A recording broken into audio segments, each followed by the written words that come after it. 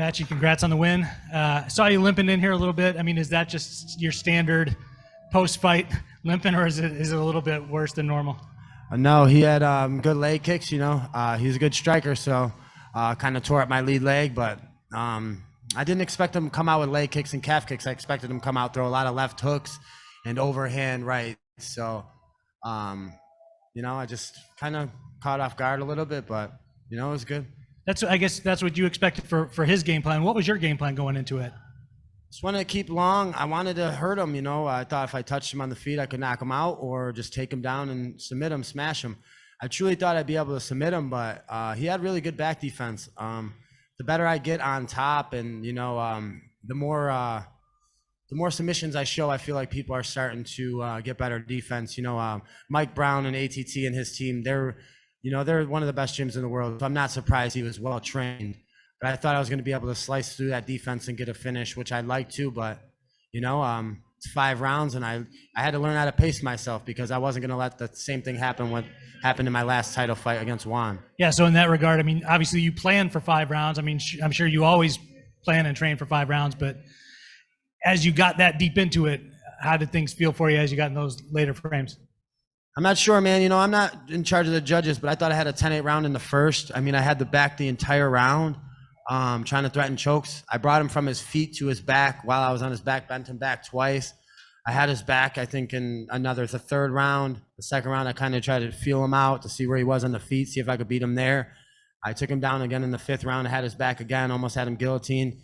48-47, I think, wasn't just. I think it should have been 49-47 or 49-46. I think I had a 10-8 round. So, I didn't want to leave it to the judges, though. My coach told me in the round going into that 5th, Harry St. Ledger, you go win this round. We leave no stones, unturned. So we wanted to make sure we took this fight. You know where you stand now in the bracket. Did you watch Enrique Barzolos fight yesterday? And then what do you think of his matchup with Magomedov, because obviously you get the winner of that one? I'm excited, man. They do there's similar styles, similar pressures. Enrique Barzola, he's impressive, man. He has amazing cardio, amazing pressure, amazing jiu-jitsu defense, wrestling offense. So I think that's going to be a great fight. And I'm honored to share the cage with one of those names. They're big names, Magomedov and Barzola. And I've trained with Maga, and I've also trained with AKA Coach Hav and Habib's team. So I know he's Barzola is well trained as well. So just excited for the matchup. Much respect to him. And, I'm excited to be in the semifinals, fighting for a chance to get back at the belt and back at the $1 million, What's the strategy now? Because if this was a normal fight, you could say, hey, I'd love to fight in 2 months. But now you're tied to a specific thing, and all kinds of things could happen that could delay when you get back in there next. So in terms of training and prep, what are the next steps for you? How chill do you take it for the next few months, and how does that affect you, I guess? I don't know how to take it chill, man. My coaches cannot pry me out of the gym. So I'm going to be in the gym no matter what. Whether it's me or I'm helping my teammates, I'm always going to be there. I want to give back to the people that helped me. There's a lot of people that helped me for this camp, so I want to get back in the gym, help them out. More importantly, I want to really see my family, spend some time with my daughter, enjoy her birthday, enjoy some time with my mother, my sisters, my brother, all my friends, all my supporters. There's so many people that are out here supporting me. So I just want to have some time for myself to spend time with the people that mean a lot to me. And the time off's great. I'm going to get better in the meantime. And this is not the best version of me. I'm only getting better. I'm 28 years old, and I'm going to stay dedicated until I win this $1 million and I win this tournament and this world title. Okay. So how did the weight control goes for you?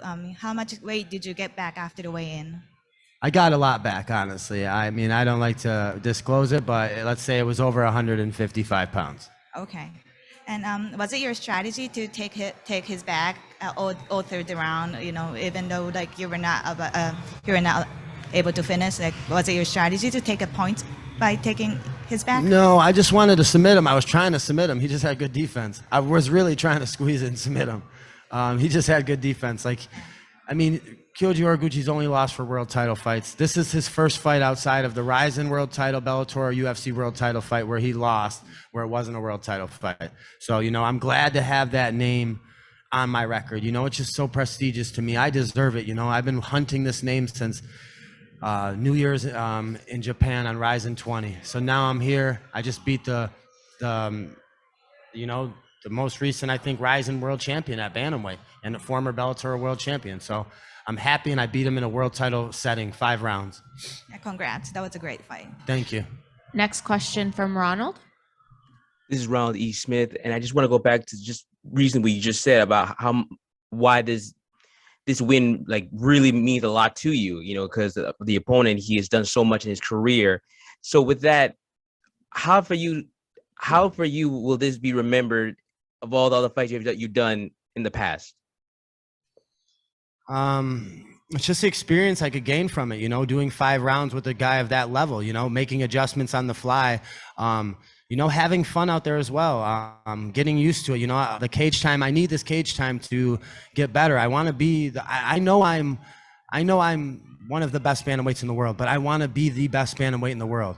In the gym, I train like I am. I compete with the best in the world, but it's on Showtime when, granted, we are on Showtime, but it's when the Showtime happens, you have to perform. And I think that's the most important thing. When the lights are on, who can perform? And I always can perform. Out of my now 17 fights, even the one I lost, every fight I come to perform.